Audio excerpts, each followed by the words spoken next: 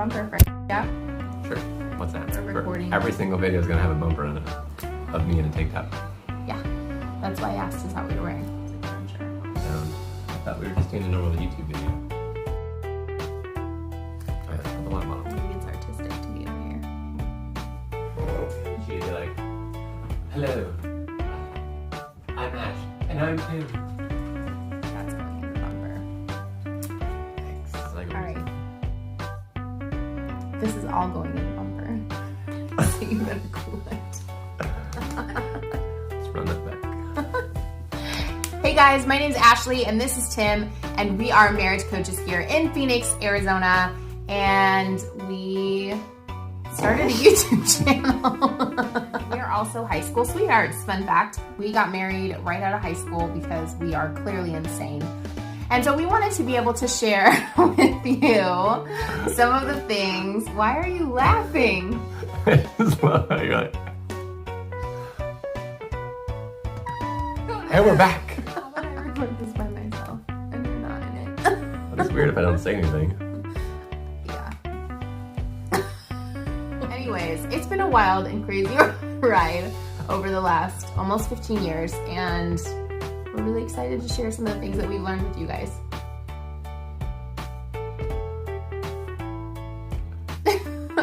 Did you want to say anything? Nope. Okay.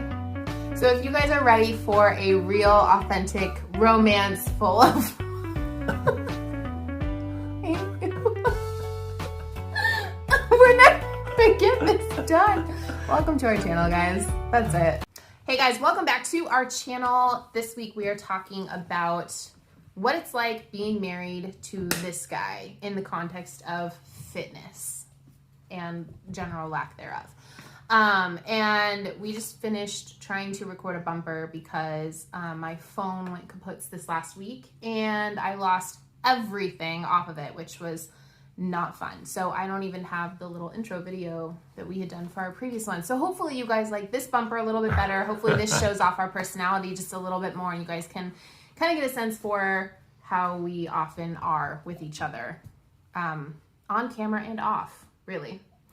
Yeah, so let's just go ahead and dive right in. So this week on the blog, like I said, we're kind of talking about issues around body image and kind of what that looks like in marriage, because I think sometimes, at least I kind of had this expectation that I wasn't going to be insecure anymore after we got married. It was like a thing when we were dating that I was like, oh my gosh, does he like my body? Like, am I sexy to him? And then, you know, I kind of had this expectation that like once we got married, then it was like, I'm safe. But, oh, nay. Those issues follow you right on through. So we're going to just kind of try and have a little bit of an honest discussion around this. We really haven't talked a whole lot about what I wrote on the blog. So this is all going to be kind of off the cuff for you guys. I know you guys appreciate the kind of candid conversations that we have. So let's dive in. So what was your first impression upon reading what I wrote? Well, I think... I guess just now as you were introing, I think for men and women, for women, I think it's often difficult for a variety of reasons. I mean, outside of just normal cultural issues that are thrust upon women and men.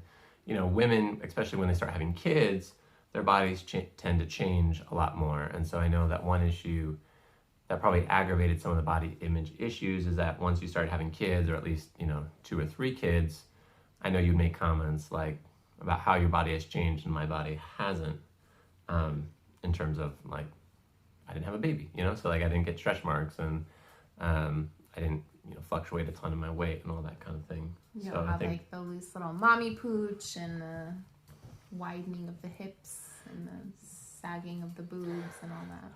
Yeah, so I think that was part of it, and then part of it was I started.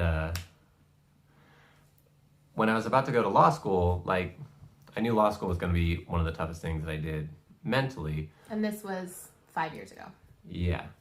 And so I had, like, tried to stay, like, in quasi shape, but I never really focused on getting in shape. It was like you would do, like, 10 push-ups, like, to take a break from work, and you'd probably do that, like, 3 or 4 times a day. And that was, like, it. Right. So it wasn't crazy. And then in law school, like, I really wanted to try to implement a regiment of working out all the time, and most of it's body weight stuff, so I could do it at home. And then actually after law school, as kind of like a present to myself, I got myself a weight set. And I think probably the biggest changes in my physique were probably after I got the weight set. And After you started lifting. Yeah, and started developing like a little bit more muscle mass. And one thing I actually thought about, and I don't know what your thoughts about this are, but when I was reading it, I remember that one friend of Ashley's made a comment, or kind of like threw some thoughts at her about why I was working out or why I was getting in shape. And it was kind of like the only reason for me to get in shape was because I was trying to attract other women, or because I had a specific woman in mind that I was trying to get in shape for. And I didn't really appreciate that. I didn't see that you didn't comment about that in the blog, but I just didn't know what your thoughts were about that. I mean, obviously as a woman, it's never fun when your friend is like, let's think about this for a minute. Like, what's he really doing? What's his motive? And you know, we'd been married long enough that like I didn't really question that he had been unfaithful, or that he was, you know, intending to be unfaithful. But I think there's a lot of stereotypes around attorneys. And I think just for my own fear, I was nervous that he was going to get like lured into this like seedy underbelly of like promiscuous attorneys. Like, I don't know. I think I just had a lot of fear still that was rooted in a lot of insecurity. I think we were coming out of a really rocky time in our marriage. And even though we came out on the other side stronger than ever and, you know, able to have like a deeper and more meaningful relationship, there were still a lot of areas where I felt really vulnerable and insecure. And I think so that's kind of how I felt when she was saying that. But I do remember that discussion. And you just kind of being like, what? And I'm sure you were probably kind of offended over that, because you're like, okay, like this friend of yours, like you haven't known her that long, and like this is what she's saying to you, and I'm your husband and we've been together since high school, and you know, this is how it's gonna be. So yeah, but anyways, obviously it didn't help. Right. Along the way. Right. So I think that, you know, I think sometimes we have a tendency to listen to our girlfriends or just our outside friends, their opinions on our relationship. And for sure, there can be times when having those friendships and having that sounding board outside of your relationship can be helpful. But I think we have to be really careful about what we're allowing in, because I think we open ourselves up to a lot of planted thoughts that aren't grounded in the truth and aren't grounded in reality and are not based on your experience. Because based on my experience, I've never had cause to question whether or not Tim was, you know, flirting with another woman, or whether he was even trying to, you know, pursue or attract or whatever, anyone else. And so looking at the history of that, like it should have been my first thought to defend you instead of automatically side with my girlfriend and allow her to put that fear into me. But it certainly was a fear that I struggled with. So it was easy for me to latch on to that because I was already having fears around it. Right. And like, I mean, when I was in law school, you know, obviously there was male and female students, and like Ashley knew that, and Ashley knew that, you know, I had conversations with other students that were male and female, and study groups with like co-ed study groups, and you know, you had friends who were female that I didn't know, and right. And that was different for us because going to high school together, I knew everybody that he knew, and he knew everybody that I knew, and going to church together and youth group together, it was the same deal. Like all my friends were his friends, or at least he knew them, and vice versa. So it was a really different world for us to be going into when he was in school, because obviously there's a bonding experience that happens when you're in law school, and it's difficult, and you guys are all kind of going through the trenches together. And that was different and a little bit hard for me because I was not able to vet everyone. And it really did force me to be more trusting and to just let it go and be like, you know, it's going to be fine. But I think that shift was probably when it really was triggered for me. Like those body image issues when you started working out was like her kind of questioning your motives, and then having that fear combined with the weight gain that I experienced after I had Boosh. So Boosh is nickname for our youngest. So what else do you think about it? I don't know. Although I had a comment about when you like letting friends speak into your life and stuff like that. Obviously, it's great to have an outside perspective, but I think it's most beneficial when you have an outside perspective that helps you and like tells you, hey, look, I think maybe you need to do this or that, or maybe you're not looking at this the right way. Maybe you can do this. So like, if your friend is only always taking your side and is never providing like beneficial feedback to you about how you can better address the situation, I think you need to be careful about that, because like good friends are ones that tell you the things that sometimes you don't want to hear because they care about you and they want you to develop as a person, as opposed to only and always being a yes person. Right. And like ganging up on your spouse when you're talking bad about them or whatever. That's a good point. Not that Ashley talks bad about me, I don't. At least I try really hard not to. You don't give me a lot of ammo. Sometimes you do. So I think I'm trying to think about like what else I wrote in the blog. So I did get some interesting comments on Instagram of people being like, isn't that a rude question that people would ask you? Because it truly was not the first time that someone had asked me like, oh, what's it like being married to someone who's so fit? And they would never finish the sentence, but it was always kind of this like ... and you're not, which is awkward because you know exactly what they mean even though they don't say it. And so I think the first couple of times that someone asked me about that or would make a comment like, wow, your husband's so fit, it was like, and there's a common misconception that just because you're relatively thin means you're fit. I go back and forth between relatively thin and slightly chunky. And I'm never toned. I haven't been toned since I was a cheerleader in high school. And, for the most part, that hasn't really bothered me. But again, it was that shift that you made towards being more toned, having more of the definition and all of that. And I think, too, part of it for me was before we kind of started really changing our eating habits and the way that we were consuming food and our attitude towards health and things, we both kind of just were happy to pig out on junk food and drink soda and eat a lot of processed junk. And so when we started making strides towards a healthier lifestyle, that was easier for you because you didn't have an addiction to food. Right. And you didn't struggle with eating disorders that were centered around comfort coming from your food. And I don't know about you, I just don't get comfort from carrots and salad. And like, it's not a comfort food. You want the carbs, the sugar, the salt, all that. And so I remember making that shift and thinking like, oh, something that's mine, something that I can do better than you. Like, I know I'm more knowledgeable on this subject than you are. And this feels like this is always the case. If I get him on board with something, he really studies it more than I feel is necessary for me. And then he becomes better at it than me, or more knowledgeable and more well-versed. So all of a sudden it went from like me schooling you on all of these things health related to suddenly you listening to all these podcasts and you knew all the things. And I was just like, well, thank you. Now I feel stupid again. I'm going to go stuff my face in a cupcake and feel better about myself.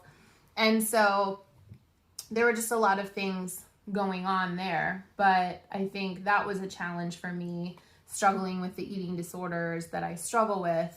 Having you suddenly be like more of a guru about it than I was kind of just like yet another way that I have fallen short. So just, I know you're going to roll your eyes. I don't consider myself super fit. I also don't consider myself a guru as it pertains to food. But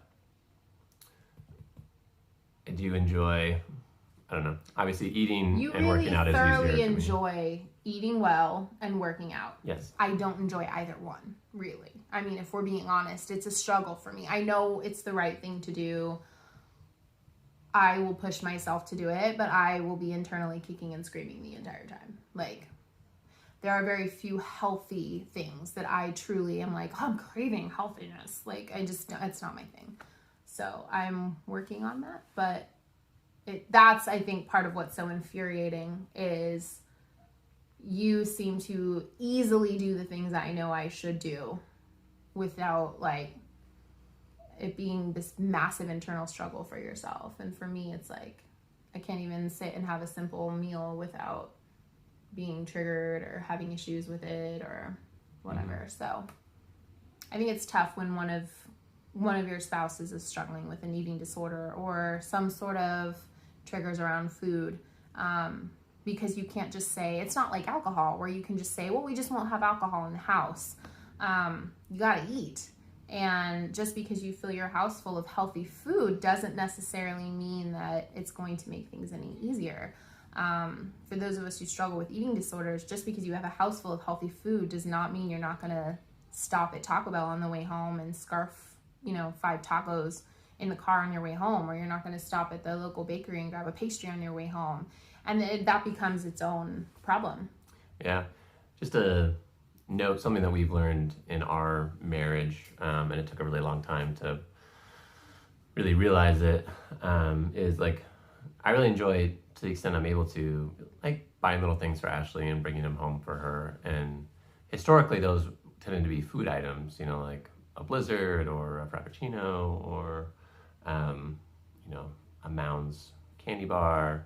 And so, I think Ashley had a conversation with me once and was just like, hey, like, I appreciate it, but it's better if not. Because, it kind of just reinforces that food makes you feel good kind of thing. And I think a negative circle. Right. And so, now when I can, I stop and buy her a nice tea and bring it home. And or flowers. Yeah. Mm-hmm. Or I can't eat those. Kombucha. So like if we're out and she chooses to buy something, a sweet, that's her choice. But like I'm not promoting or being like, oh, don't you want some candy? Don't you want some milkshake? And it's hard because as much as I think part of a spouse's job is to hold their partner accountable for things. But it's really tricky when you're dealing with things like eating disorders and all the trauma and the triggers that go along with that. Being told I can't eat something or I shouldn't eat something is an automatic trigger for me. It's not something where, if I'm like, oh my gosh, I'm really craving a piece of tiramisu, knowing it's going to make me feel sick later, that he can step in and say, I really feel like that's not a good choice for you. Like, is there something else that maybe we can satisfy that craving with? That instantly triggers me. And I'm like, screw you. Now I'm having 2 pieces of tiramisu. Whereas some people might be able to hear that and say, oh my gosh, thank you. Yes. Thanks for the reminder. You're right. I was, not thinking and I was, not being clear on this. Like, yes, there is something else I should have, or let's, go raid the fruit bar and have some strawberries or, whatever.